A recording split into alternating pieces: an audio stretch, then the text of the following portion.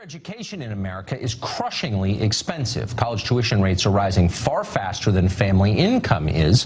Colleges are also politically monochromatic. Once in school, your kids will submit to brainwashing or they will suffer. When they come home, they may have learned to hate the values you raised them with, the ones you believe in. They may also be addicted to drugs and alcohol. So obviously the costs of college are extraordinarily high, but it's worth it, we tell ourselves, for the education. Education is key. Our kids need to learn. So the question is, are they learning? Well, several years ago, a pair of academic researchers decided to find out. They studied data from a group of more than 2,000 students enrolled in four-year colleges who've been tracked over a period of years. The book that resulted from all this research was called Academically Adrift: Limited Learning on College Campuses.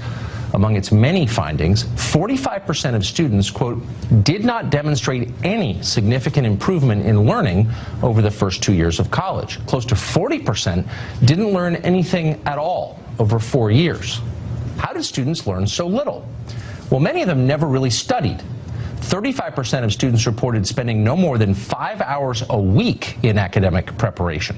Overall, the study found a 50% decline in the number of hours students spent studying compared to several decades ago.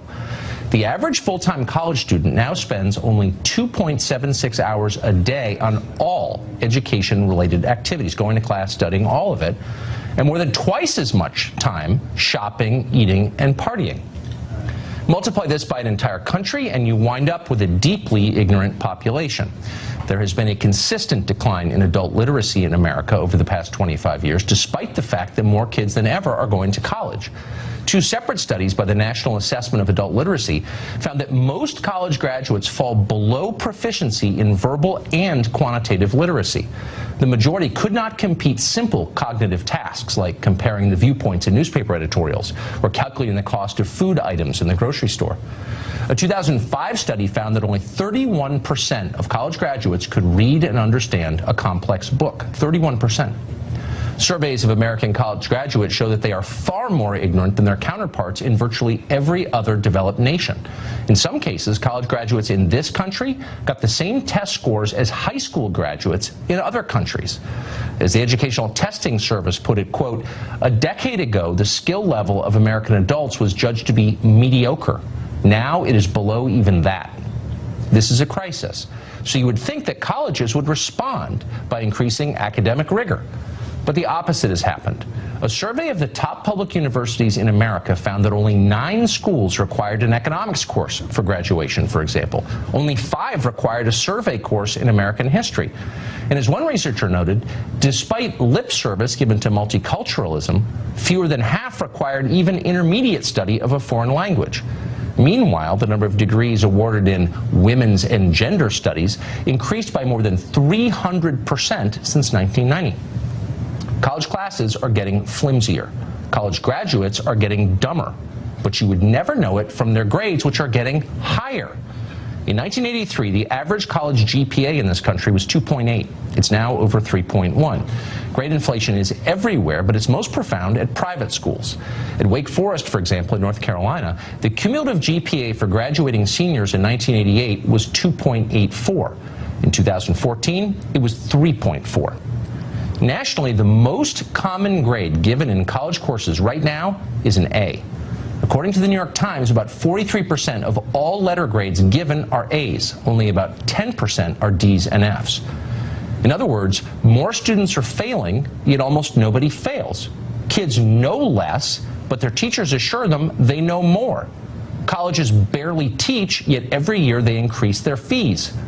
Try that in a private business. You might get indicted for fraud. Do it at an American university, and you get billions in taxpayer subsidies. Mark Roosevelt is the president of St. John's College in Santa Fe. St. John's is one of the only colleges in America that is still trying to provide a traditional liberal arts education centered on the study of great books. Mark Roosevelt joins us today. President Roosevelt, thanks for coming on. Appreciate it. Thanks for having me.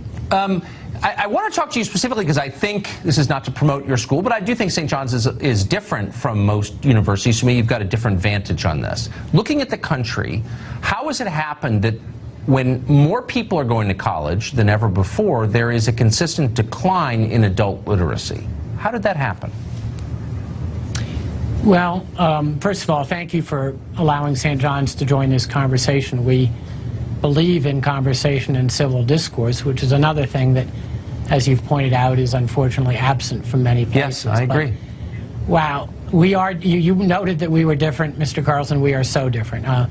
We may be the most rigorous college in America. Our freshmen must learn ancient Greek. Our seniors struggle with quantum physics. Along the way, they have to take calculus.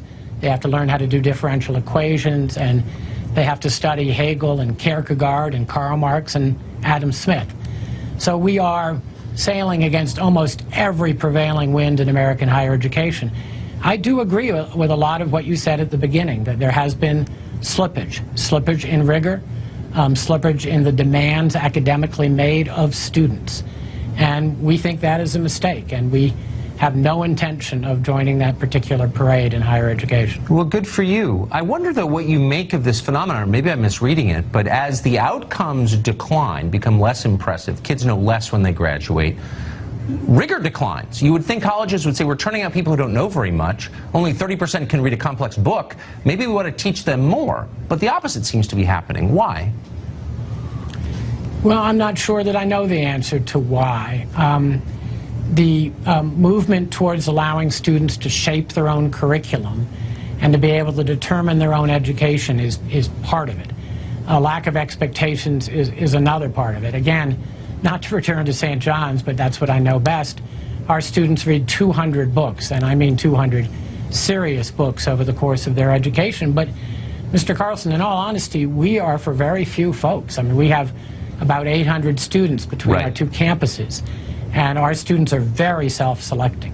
They know what they're getting into. They know how hard it's going to be. And, you know, that is a very serious challenge for a lot of students. And so most maybe that's colleges it. are not like that. Well, so maybe you put your finger on it. What you're offering is a traditional liberal arts education that would have been familiar to a lot of well-educated Americans 100 years ago. Now you've got 800 students. So I guess the question is, what percentage of the American population is really suited for, interested in, should participate in a liberal arts education? Well, you know, I honestly believe that there ought to be a lot of diversity in our educational offerings. You've talked in the previous shows about career preparation, and there is a place for that.